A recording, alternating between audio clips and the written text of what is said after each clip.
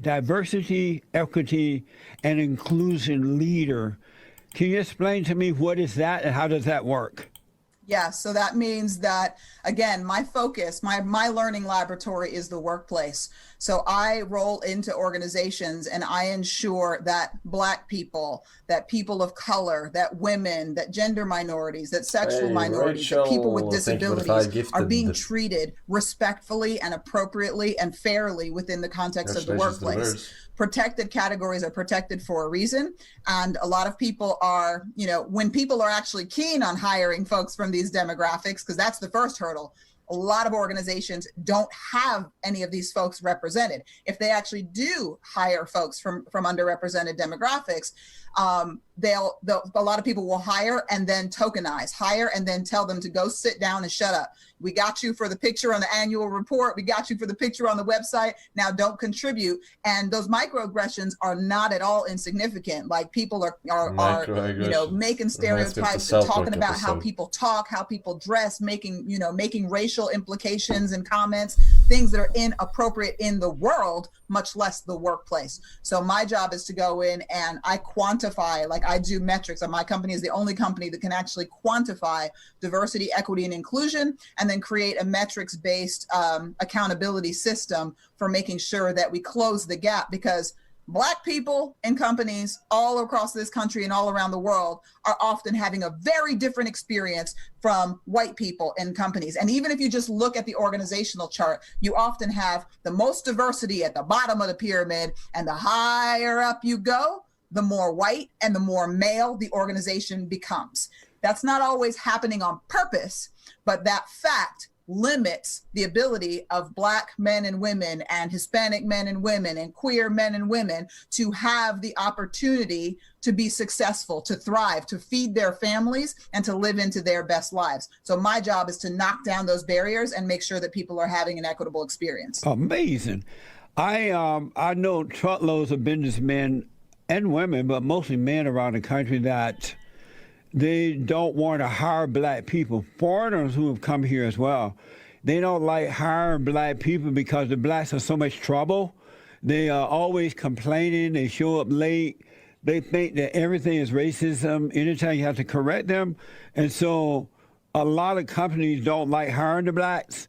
And they also are concerned that when they let them go, they're going to be sued for being called racist, right? Because the Blacks think everything is racist.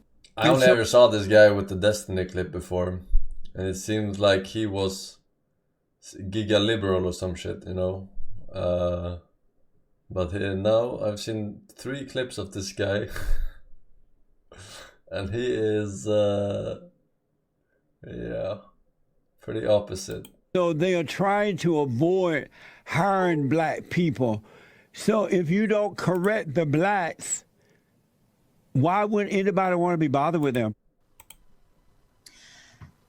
So ascribing those particular attributes to Black people only is super problematic, because you get people of all races in organizations who complain, who show up late, who don't do their job, who sue you when you mistreat them. So those are not characteristics of Black people. But it's well and alive in the Black folks, though. Well, it is well and alive in all folks. That is well and alive in all folks. Listen, I'm an organizational development specialist. I have a doctorate of management in organizational development. I'm in organizations all over the world. And I can tell you that statistically speaking, all over the world, those are management issues that show up in all races, in all genders, and in all sexual orientations. They show up across the board. And what you're describing is the conscious bias of ostensibly white people you're talking about, who don't know how to communicate with, lead, manage, or interact with Black people across differences and inspire the kind of behavior that they're looking for. You've got to actually create a culture of intention and decide how you want people to feel and experience their day-to-day work life. And if you can't create that sense of belonging, that sense of engagement, that sense of inspiration, then you are every bit as much culpable for how people are showing up in the workplace. But why not train the Blacks how to act rather You can't. than That's it. putting What you're Allows. saying right now is illegal. rather That's than illegal. putting the responsibility on the owner of the company. No, that's what you just said is illegal. Why is You that? cannot train the blacks. Why not? That's not, you have, what if you are offering training, you have to train everyone. You can't make assignments by race like that. There are laws that protect against isolating groups for purposes like that. You can't do, that's like, you can't just hire people. You can't hire people because of their race, because of their Well, gender. no, I'm not talking about the company training them. Why don't your job, why don't you switch your role rather than putting that responsibility on the companies? Why not train the blacks how to work, how to act at work? That is an absurd notion. Oh, why it's hard to train them?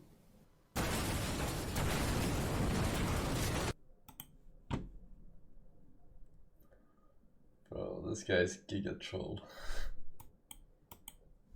Hey, Walker Boy. I mean, the guests that come on the show, don't they know? Don't they know? Like, I don't know. They don't know? Feel like you would do some research or something if you're gonna go on a show, right? Watch like 2 episodes or whatever of the podcast, I guess. Hey, welcome by, I think for 3 years, man. Enjoy